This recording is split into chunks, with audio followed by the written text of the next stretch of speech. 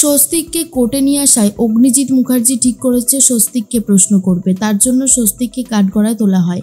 গীতা স্বস্তিকের সাথে হওয়া এত অন্যায় আর দেখতে পারে না, কিন্তু কিছু করারও নেই। অগ্নিজিৎ মুখার্জি বারবার করে স্বস্তিককে প্রশ্ন করতে থাকে, কিন্তু স্বস্তিক তো কোনো উত্তর দিচ্ছেই না, উত্তর দেওয়ার মতন অবস্থাতেই নেই।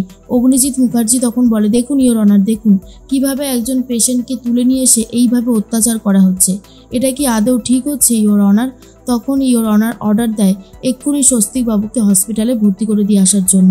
তখনই গীতা বলে, স্বস্তিকবাবু আপনাকে নিয়ে যাওয়া হচ্ছে, আপনি দয়া করে মুখ খুলুন স্বস্তিকবাবু। কিন্তু হুজুর গীতাকে কাঠগড়ায় আসতে বলে আর বলে, আপনি প্লিজ কাঠগড়ায় আসুন, সময় নষ্ট করবেন না। এর মধ্যেই নিজের কোটটা খুলে কাঠগড়ায় দাঁড়িয়েছে গীতা। সবে হুজুর গীতার শাস্তিটা অ্যানাউন্স করতে যাবে, আর ঠিক সেই মুহূর্তেই স্বস্তিক বলে ওঠে, গীতা নির্দোষ, গীতা কখনো কোনো অন্যায় করেনি, আমার দাদা সাত্বিক মুখার্জি খুব ভালো মানুষ, সেও কোনো অন্যায় করেনি। আর এটা শোনার পরেই হুজুর গীতাকে ছেড়ে দেয়। গীতা তো খুবই খুশি হয়, কাঠগড়া থেকে নেমে সোজা দৌড়াতে থাকে স্বস্তিকের দিকে আর বলে, স্বস্তিকবাবু আপনি ঠিক আছেন? আপনাকে নিয়ে এক্ষুনি আবার আমি হসপিটালেই যাব। অগ্নিজিৎ মুখার্জি আর ভজন কিছুই করে উঠতে পারে না।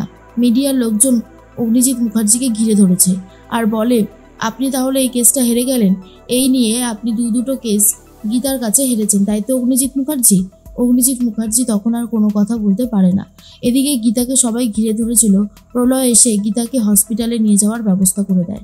আর প্রলয় তখন বলে, দাদা যেই নোংরা গেমটা তুমি খেলেছিলে সেটা কিন্তু অলরেডি তুমি হেরে গেছো আর গীতা জিতে গেছে। এর মধ্যেই গিনি চলে এসেছে। তখনই প্রলয় বলে, গিনি প্রমাণ কিন্তু সবটা হয়ে গেছে, সাত্বিককে তুমি অনেক ছোট বড় কথা শুনিয়েছ, আশা করি নিজের কথাগুলোকে এবার বদলে দিতে পারবে। তখনই গিনি বলে, আমি তো মুখার্জি বাড়ির বউ, আর সেই মুখার্জি বাড়ির যে সব কিছু চালায় অগ্নিজিৎ মুখার্জি যেটা বলবে সেটাই হবে। সাত্বিক এসে বলে, গিনি আমি কিন্তু নিজেকে নির্দোষ প্রমাণিত করতে পেরেছি, আমি যে স্বস্তিককে মারিনি, গীতাও যে স্বস্তিককে মারিনি, সেটা কিন্তু স্বস্তিক নিজের মুখে স্বীকার করেছে, কথাটা মনে রেখো।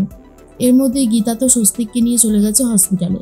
জাগৃতিরা সবাই মিলে অপেক্ষা করছিল আর বলে, তোমার সাহস দেখে আমি অবাক হয়ে যাচ্ছি, আজ আমার ছেলের ভালো মন্দ কিছু হয়ে গেলে তার দায়িত্ব কে নিত? তুমি নিতে? আসলে তুমি তো এটাই চেয়েছিলে তাই না? রাকা বলে, সেই তো, স্বস্তিককে শেষ করতে পারলে ওরই তো লাভ হতো, এছাড়া আর কি। গীতা বলে, ভুল করছেন, স্বস্তিক বাবু আমার স্বামী, আর স্বামীর ক্ষতিও কোনো মেয়ে সেটা চায় না।